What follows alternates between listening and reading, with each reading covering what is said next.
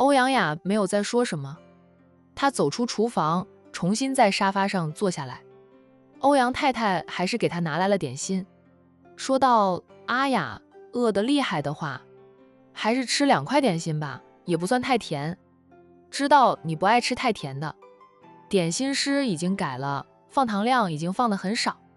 欧阳雅没有吃，她说道：“我不在家里，点心师做的点心是给你们吃的，定是按照你们的口味做的，我吃不下去。就算不会太甜，也不喜欢吃。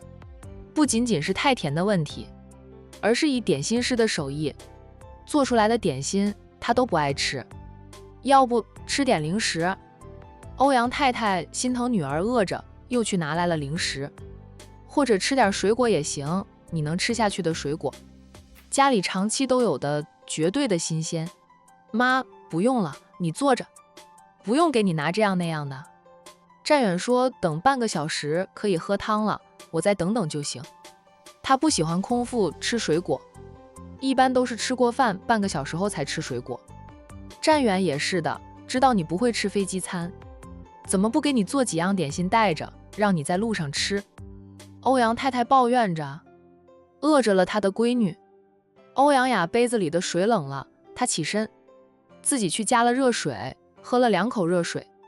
听到母亲抱怨战远，她说道：“点心新鲜出炉才好吃，放久了也不好吃。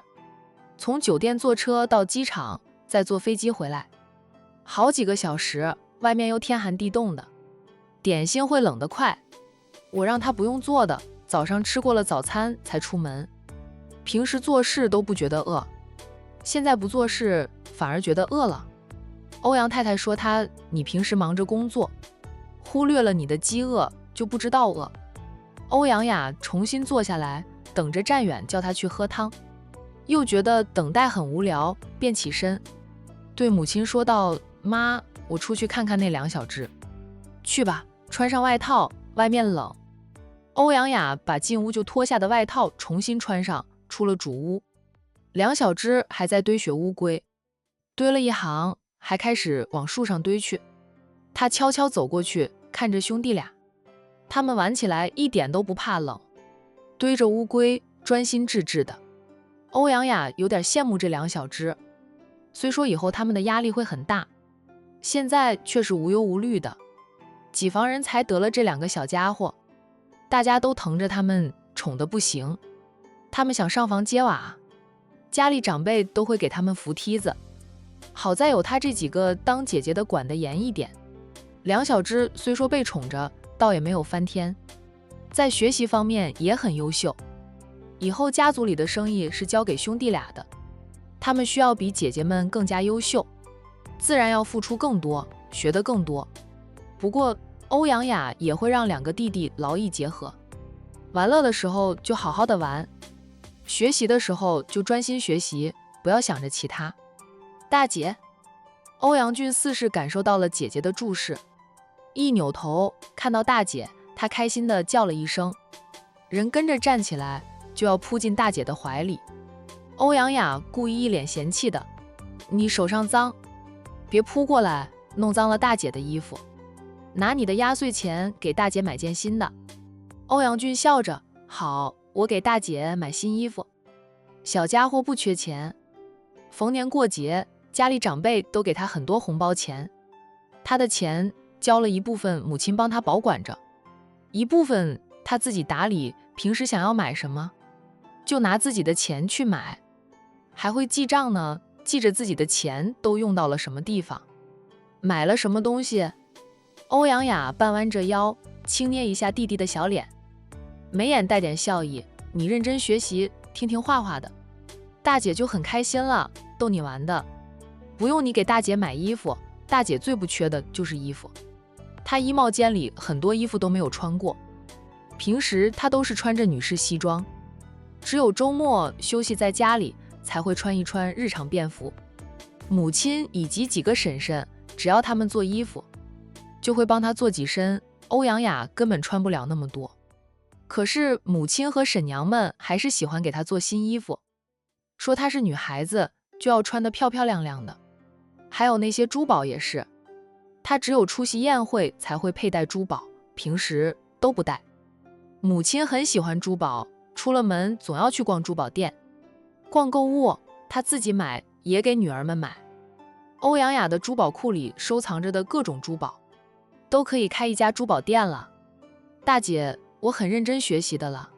大姐，你那么辛苦，挑了我和老二的担子，我给你买件新衣服，好应该的，大姐不能拒绝。二少爷也走了过来，附和着大姐，我和大哥一起给你买新衣服，过年的时候，大姐就穿我和大哥买给你的新衣服。欧阳雅宠溺地摸了摸兄弟俩的脸，笑着，既然你们兄弟俩那么有心，那大姐就不跟你们客气了。但你们不仅仅只有大姐，还有二姐、三姐等姐姐，总不能厚此薄彼吧？要送就每个姐姐都送2身新衣服。是哦，她们有好几个姐姐呢，总不能只给大姐买吧？她们飞快地盘算着自己手里头的零花钱，够不够给每个姐姐都买2套新衣服。姐姐们穿的衣服都是大品牌，还挺贵的，特别是大姐的，不能给大姐买了贵的，给其他姐买次一点的都要一视同仁，就是好大一笔钱。怎么了？舍不得了？欧阳雅笑着打趣2个弟弟，叫得那么响亮，真要出钱时就肉疼了吧？才不呢，等姐姐们都放假了，大姐带我们去逛街，我给姐姐们买新衣服，买成品，不定做。定做的姐姐们都要求出名的设计师，需要花的钱更多一点。欧阳俊会算得很，买品牌的成品衣服，有个价格在那里，不会让他心里没底。况且大品牌的衣服，就算不是量身定做，也不会辱没姐姐们的身份。只要姐姐们喜欢的东西，当天我和老二都包了。欧阳俊豪气地说道。老二也说道，对，我和大哥包了。他们有多久没有跟着姐姐出门逛街了？都不记得了。姐姐们放假出门时总是他们一起，不带他们兄弟俩，嫌他们太小麻烦，爱哭闹。现在他们都长大了，不爱哭闹，总该带着他们一起出门了吧？听着弟弟的话，欧阳雅莞尔说道，既然你们俩这么热情大方，那我叫上其他几位姐姐一起逛街购物，好好的压一压你们俩的钱包。大姐已经很长时间没有出去逛过街了，到时候好好逛一逛，喜欢的东西都买下来。兄弟俩都点着头。欧阳俊说道，大姐平时太忙，是该好好的逛一逛，放松放松的。这个家里就属大姐最忙最累。欧阳俊自有记忆以来就没有见过大姐出门逛街购物，大姐也没有出去旅游过，天天都是上班、应酬、出差，就是周末也不能闲下来，有时候要陪客户打打球、游泳或者钓鱼。不过能让大姐亲自去陪伴的客户，都是很大很大很重要的客户了，能为他们家公司带来的利益都是以亿计算的。一般的客户，大姐不会去陪打球、钓鱼的，他们甚至连见都见不到大姐。有很多想和他们家合作的老总，想见大姐，就是预约都不知道邀约到什么时候呢。欧阳雅再次摸了摸2个弟弟的脸，笑道，就怕大姐逛一次街，把你们这几年积攒的压岁钱都花了个精光。欧阳俊说道，不怕，我还有钱放在妈妈那里，妈妈帮我买了理财的，每天都有利息进账，妈妈炒股时，我也会跟着投一点钱进去。妈没有太大的胆量，只要涨一点就会抛出去。到现在我母子俩都是赚钱的，赚的不算多，给大姐买东西的钱还是有的。欧阳雅夸赞地道，阿俊真厉害，小小年纪就会炒股理财了。不过你还是要以学习为重，赚钱的事你暂时就当做玩乐，玩玩就好，还不用花太多的心思进去。大姐，我知道的。得到了大姐的夸赞，欧阳俊抬头挺胸，好像自己做了一件多么光荣的事似的。一旁的二少爷在欧阳俊说话时，偏着头看欧阳俊。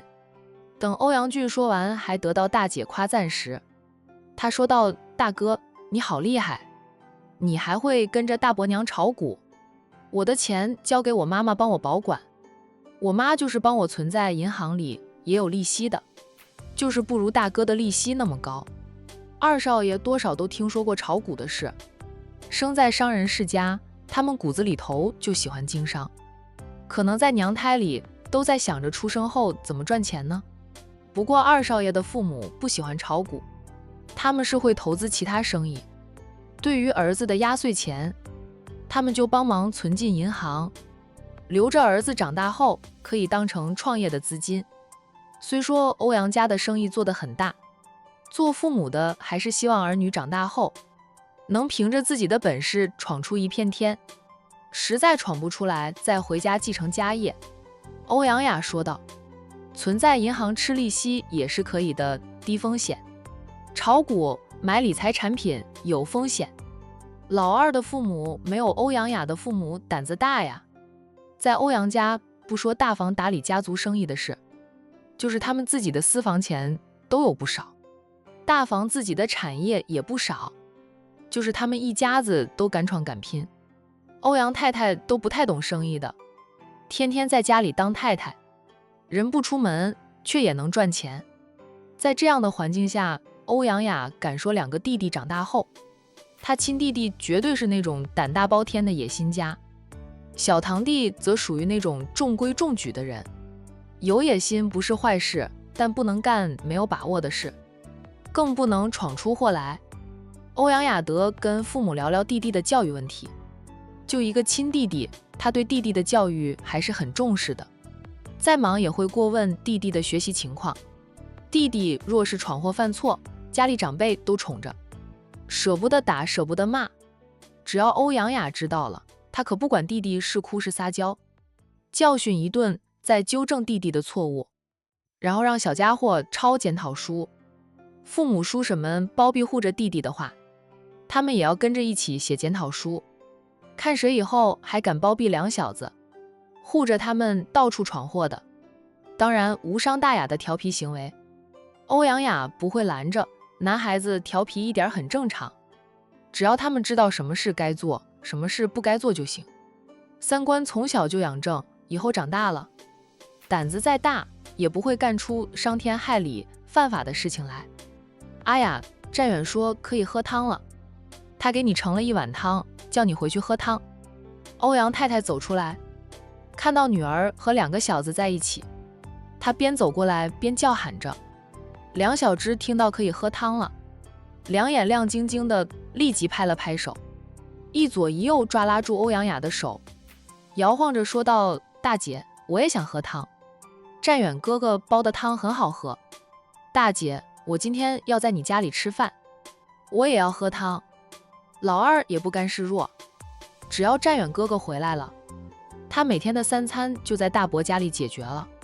欧阳雅笑道：放心，少不了你们俩的份，走吧，别玩雪了，跟大姐回屋里喝碗热汤，暖暖身子。好耶！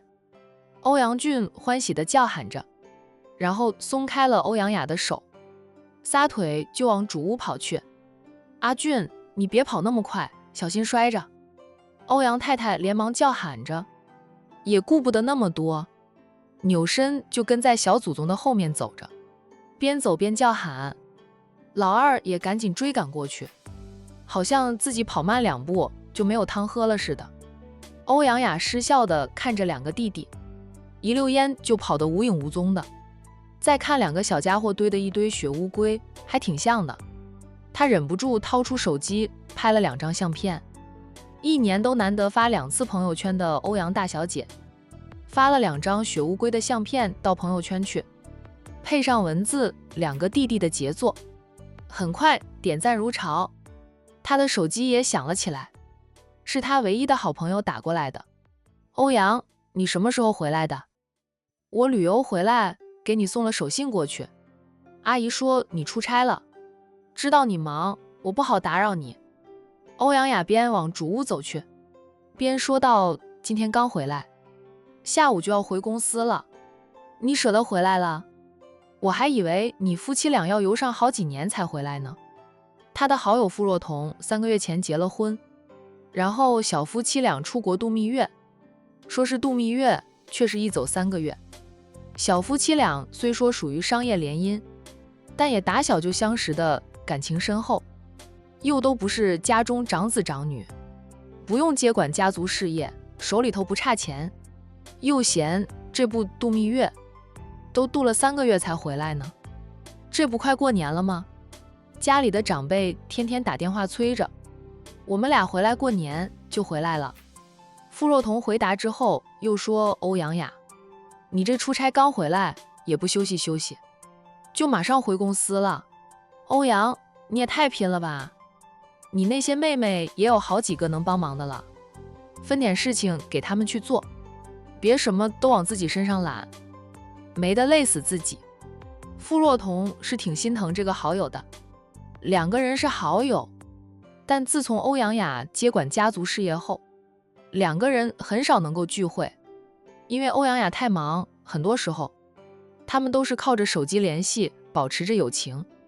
还好他们从小学开始就是同学，有10几年的同学之谊，不会因为欧阳雅过于忙碌就中断交情。欧阳家和傅家还有傅若彤的婆家都有生意往来，合作颇多。欧阳雅是欧阳家的当家人，若彤的娘家和婆家还想与欧阳家族保持着合作，都不会让2个人关系终止的。不过傅若彤是真心视欧阳雅为好友的，他觉得欧阳雅挺可怜的，没什么朋友。他要是不和欧阳雅来往，欧阳雅除了几个妹妹，连个可以说说心里话的人都没有，就太可怜了。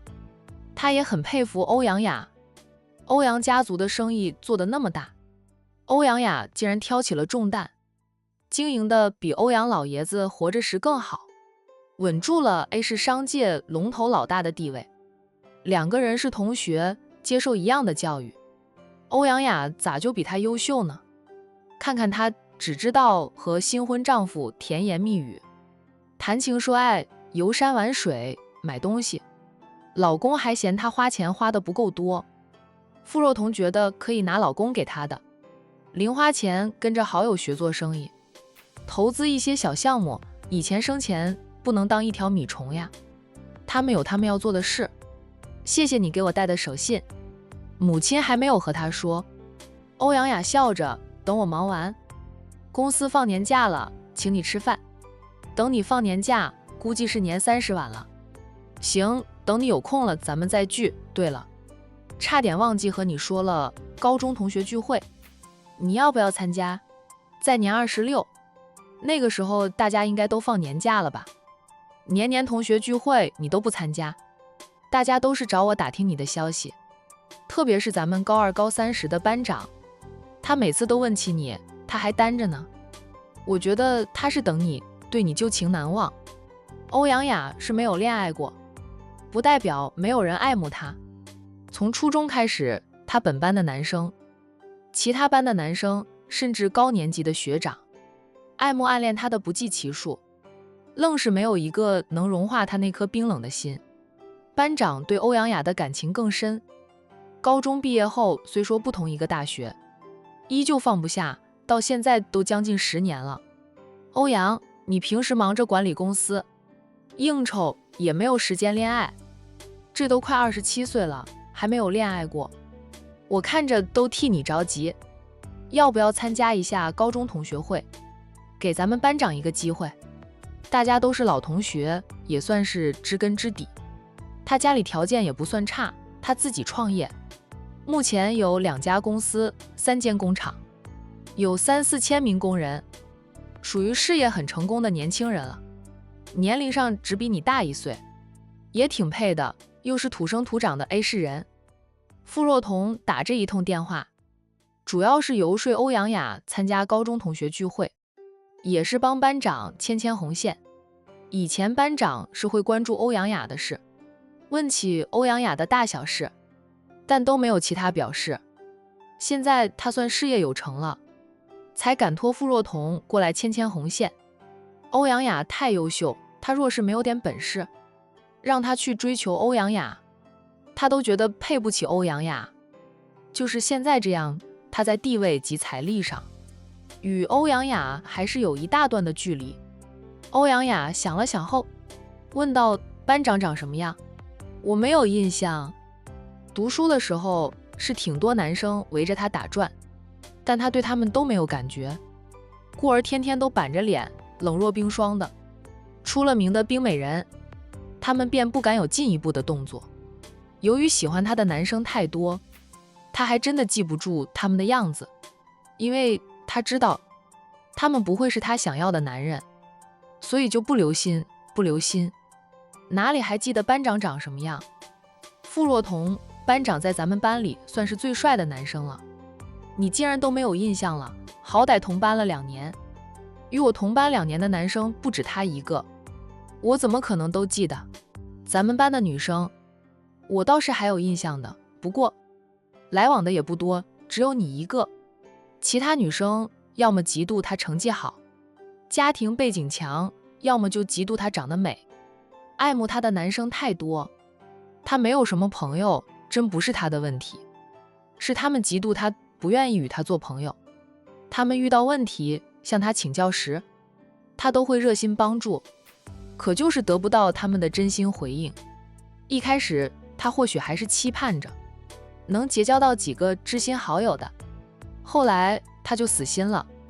好友不需多，有个傅若彤也够了。现在吗？欧阳雅的微信好友里一大堆的人，不过都是生意合作的客户，很多都处得像朋友那样，其实都是为了生意，为了利益。若是他们无法从他这里达到目的，他们会毫不犹豫就将他拉黑删除。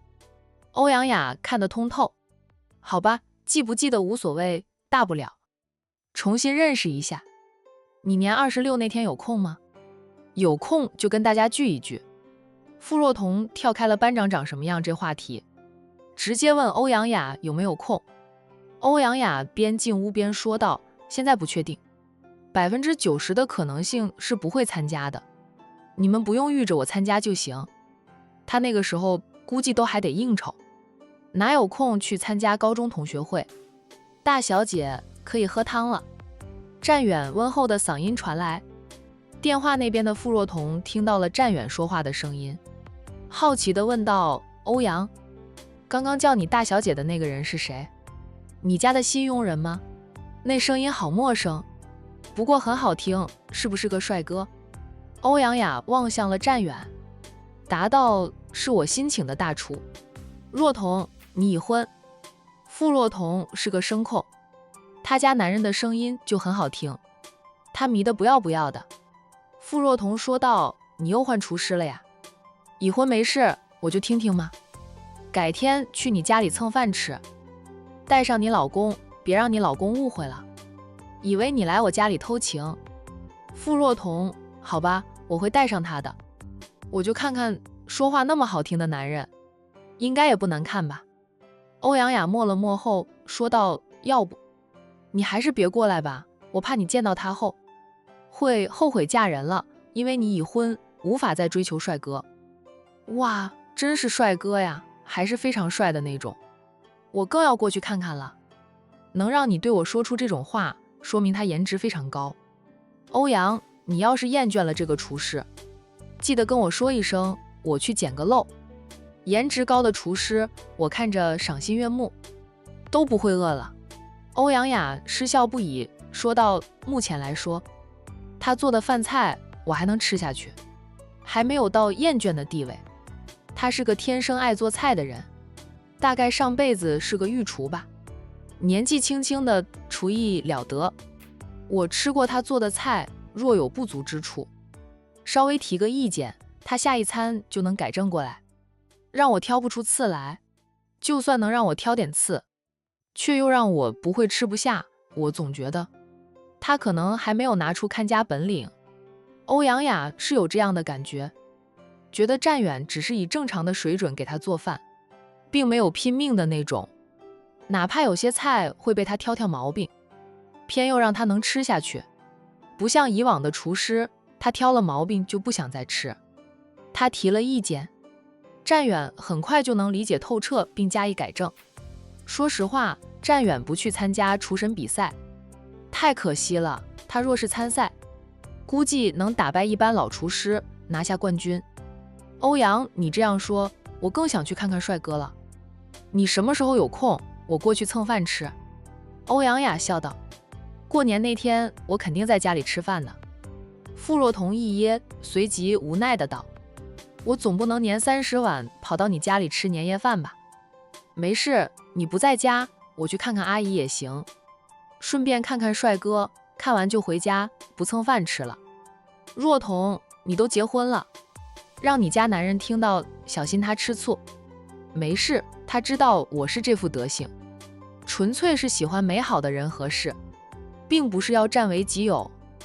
我老公已经够帅的了，目前来说，我对他还是非常满意的。要颜值有颜值，要钱有钱，要身材也是一级棒，床上也好用得很，技术过关，哈哈，不跟你说这些。你还没有男朋友呢。傅若彤以笑声遮掩自己的不好意思。已婚女人和未婚女人聊的话题不一样。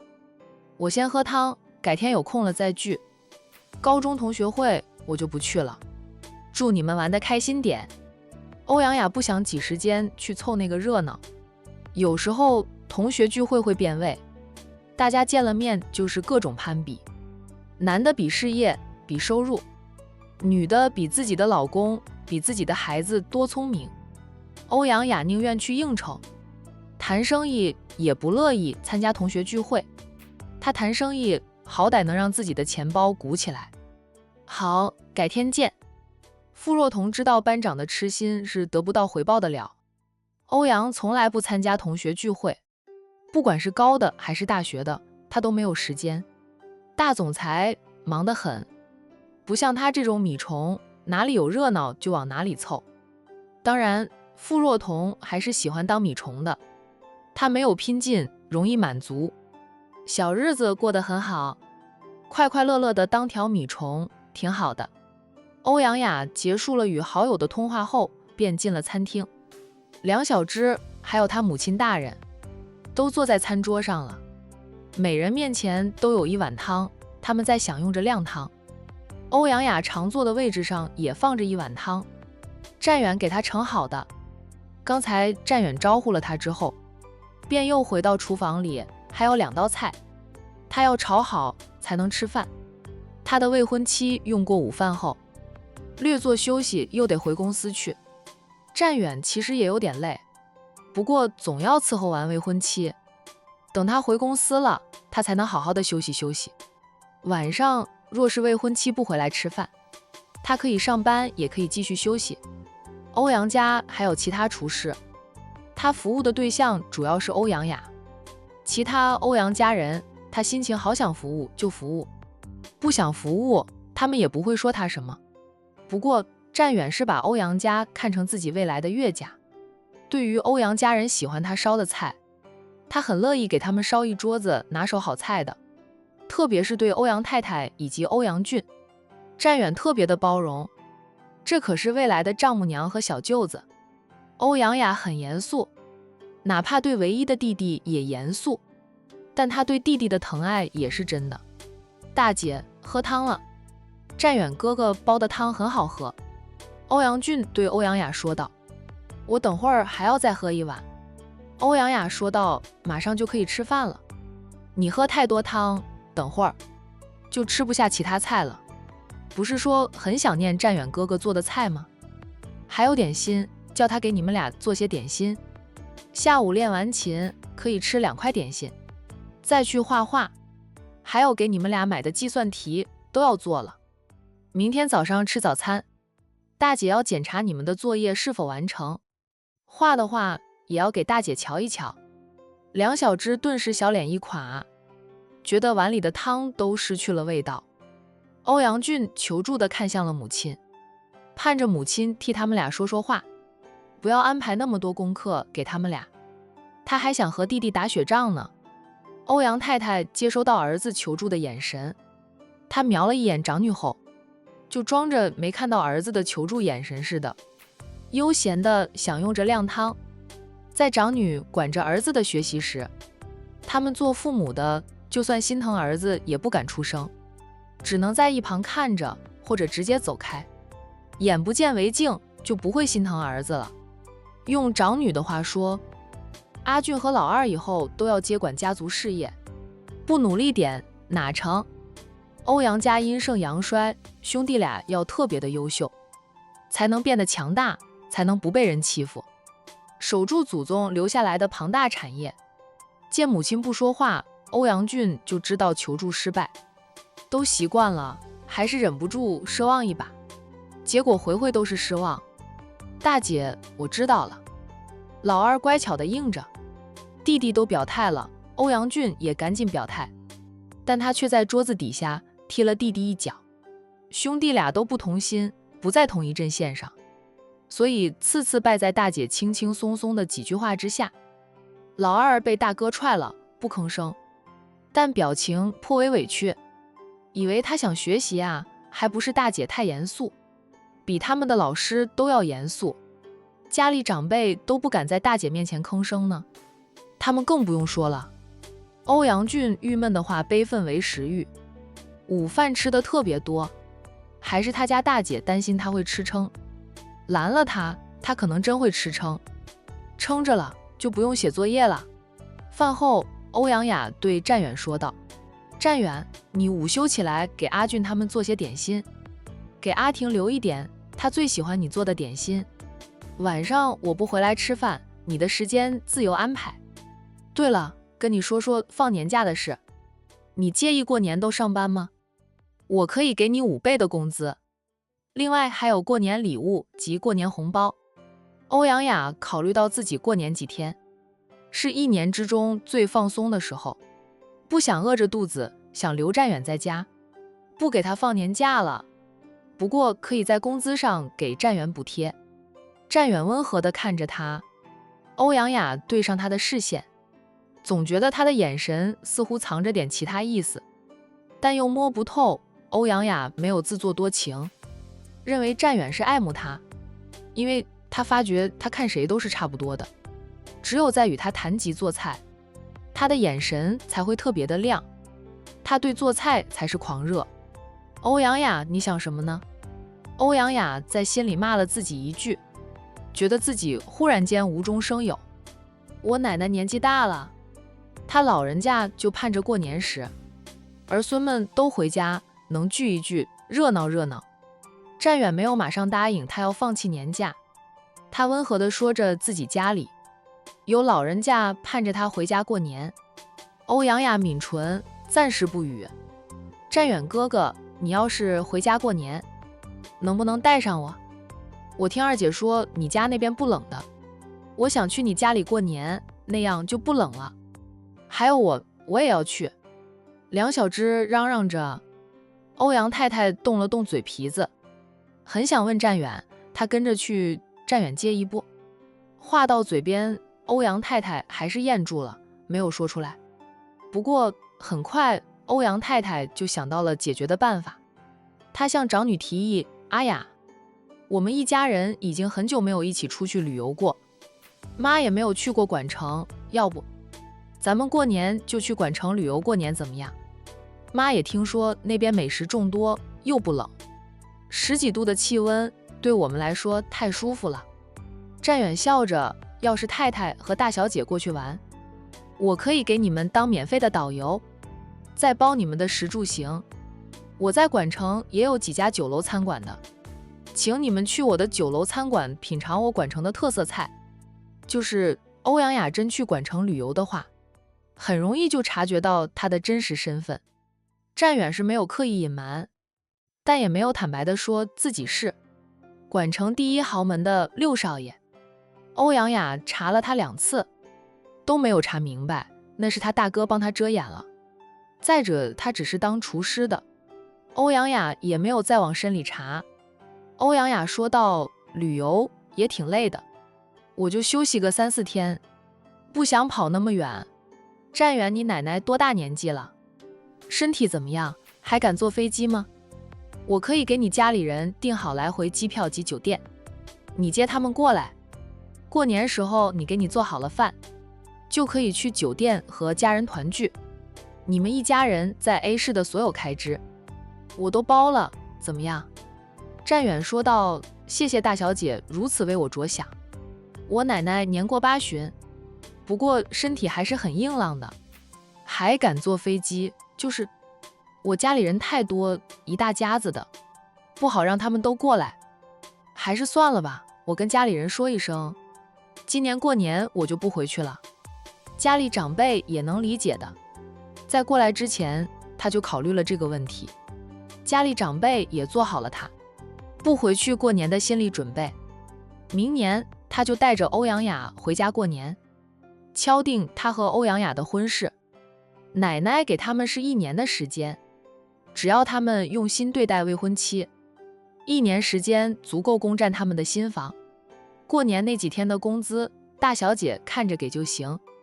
我是给大小姐当厨师的，负责大小姐的每天3餐，工作性质不一样，逢年过节没有假期很正常，服务行业在逢年过节会更累呢。